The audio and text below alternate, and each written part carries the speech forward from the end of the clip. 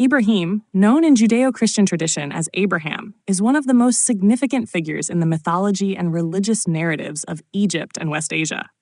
Revered as a patriarch and prophet in Islam, Judaism, and Christianity, Ibrahim's life story bridges myth, faith, and history.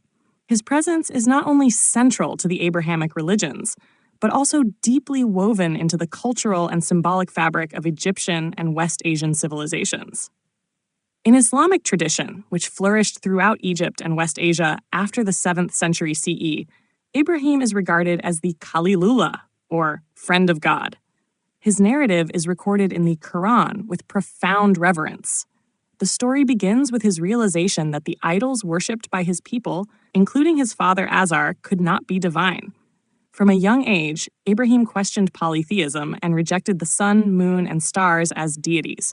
His journey toward monotheism marks him as a spiritual revolutionary who stood against a society steeped in idol worship. This narrative aligns with earlier Jewish and Christian stories found in the Torah and the Bible, where Abraham is called by God to leave his homeland of Ur in Mesopotamia and travel to the land of Canaan.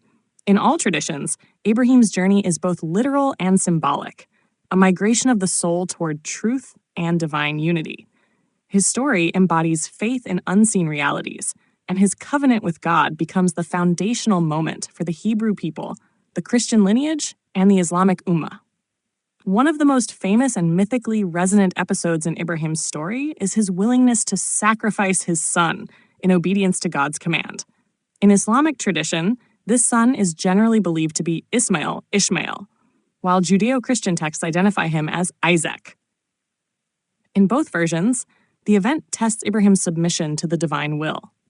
At the critical moment, God intervenes, replacing the child with a ram, a divine affirmation of mercy and the value of spiritual devotion over blood sacrifice.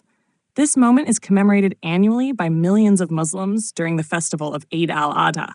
The symbolism of sacrifice, obedience, and divine grace reverberates through time, shaping ethical, liturgical, and cultural practices across Egypt and West Asia.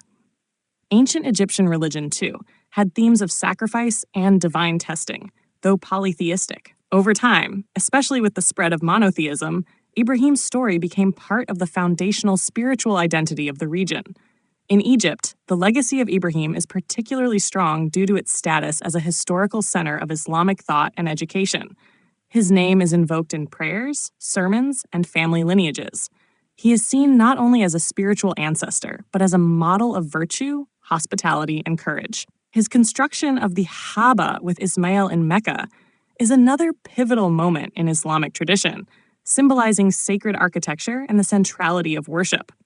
The narrative of Ibrahim also emphasizes moral clarity, justice, and a commitment to truth in a corrupt world. His confrontation with the tyrant king, identified by some traditions as Nimrod, reflects the timeless mythic archetype of the hero who challenges authority with divine conviction. This theme resonates deeply in West Asian literature, where prophetic defiance against unjust rulers becomes a powerful motif. Ultimately, Ibrahim's story transcends religion and myth. It speaks to the universal human quest for meaning, connection with the divine, and the courage to stand alone when truth demands it. Whether viewed through the lens of scripture, folklore, or spiritual mythology, Ibrahim remains a towering figure whose legacy continues to shape the moral and mythic worldview of Egypt and West Asia.